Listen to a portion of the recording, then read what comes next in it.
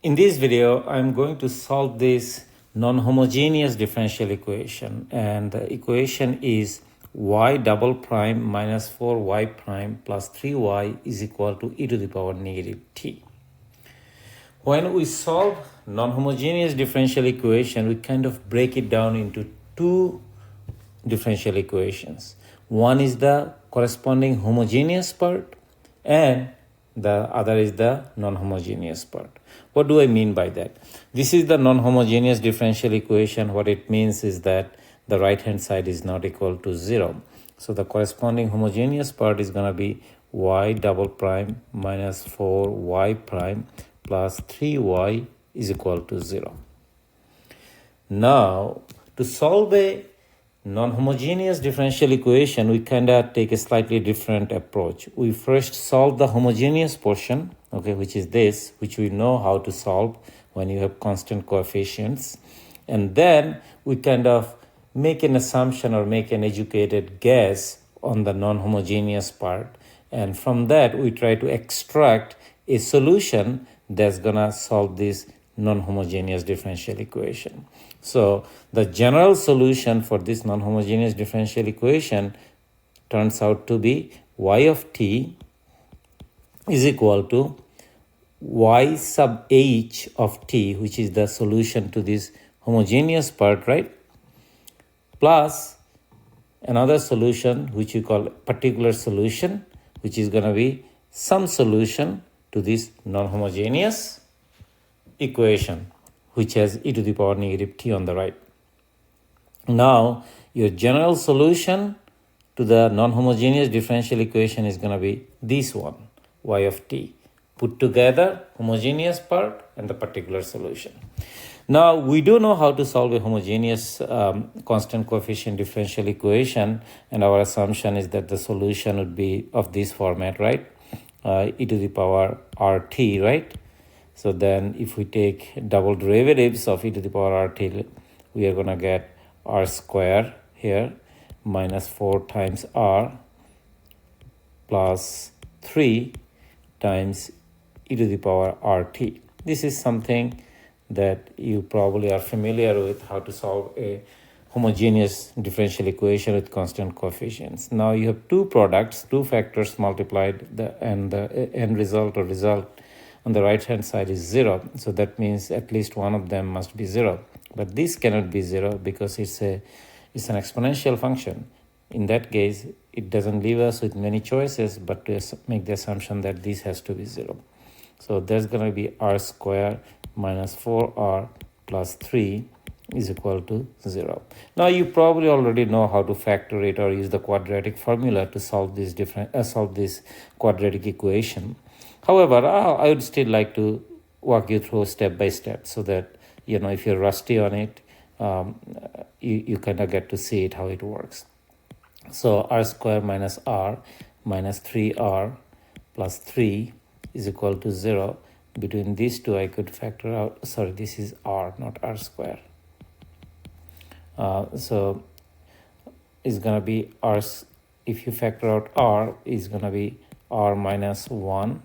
If you factor out negative 3 from this one, you're going to get r minus 1, right? And that is equal to 0. So if I factor out r minus 1, I'm going to be left with r minus 3, and that is equal to 0. So your r1, or the solution 1, is 1, and r2, the second solution for the quadratic equation, is 3. So that gives us the final solution. So my y1 is going to be e to the power 1t, which is just t. My y2 is going to be e to the power r2t, which is 3t, and these are linearly independent. So your general homogeneous solution, y sub h of t, is going to be some constant c1 e to the power t plus c2 e to the power 3t. So that's the solution to homogeneous part of the equation. Now we try to approach the non-homogeneous part, which is when you have e to the power negative t on the right hand side. Here we kind of make an assumption just by looking at it and from our experience of exponential functions and how derivative of exponential functions is kind of like the function itself multiplied by some constant if there is one, right? In the exponent, of course. So we kind of can make an educated guess. So we're going to say, okay, my y particular solution or particular solution may be of the form some constant, we just introduce some constant a times e to the power negative t. And this is just a pure assumption. Okay, it may be true or it may not be true. If it is true, we are lucky. If it is not true, we at least tried, right?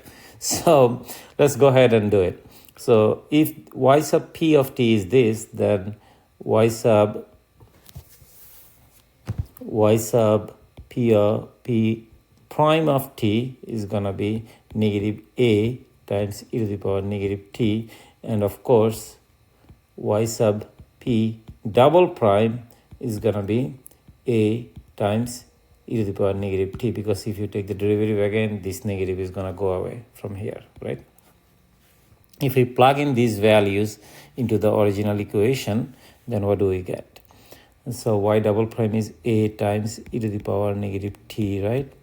Minus 4 times y prime is negative a times e to the power negative t, and then plus 3 times y, 3 times a times e to the power negative t, and that has to be equal to e to the power negative t. And if I simplify it, I get a plus 4a plus 3a times e to the power negative t is equal to e to the power negative t. Now, our assumption was that this is nothing but the solution. This is nothing but the solution to this non-homogeneous differential equation. Now, if that is the case, it must be true that the coefficient on the left-hand side must be equal to the coefficient on the right-hand side, which is just 1. So that tells me 8a, because a plus 4a plus 3a is 8a. 8a must be equal to 1, or that gives me a is equal to 1/8. So we found a, and you can check it if you take the derivative of it. So my y particular, y sub p of t is going to be 1/8 times e to the power negative t. Just this a is 1/8. So we found a particular solution, and now we just need to combine it. By the way, before I combine it, I just want to do another thing here. You could divide both sides of this equation by e to the power negative t, because e to the power negative t is never 0, right? So that will give you 8a is equal to 1. However, I kind of don't want you to do that. I want you to think of it as a coefficient of similar or like terms on both sides, okay? On both sides, you have e to the power negative t. I want you to think of it that, okay, this is an equation. You have e to the power negative t on the right, e to the power negative t on the left, okay? So the coefficients of these e to the power negative t's on both sides must be equal. That is where I get 8a is equal to 1, okay? That's how you should be thinking, at least in this course. That would help you to compare things when you are kind of like making assumptions of a differential equations solution, right? Here, we just made an assumption. That's about it right here. So having said that, now my general solution, as I said before, y of t is going to be equal to y sub h of t plus y sub p, or particular part of the solution. So homogeneous part and the particular solution. So it's going to be equal to, I found the homogeneous part, which is this c1 e to the power t plus c2 e to the power 3t, right? Okay. And I just realized something. Maybe I want to correct it. I didn't write it properly here. So this t, by the way, right here, it should be right next to the 3, right? Somehow I put it over here, so it should be right here.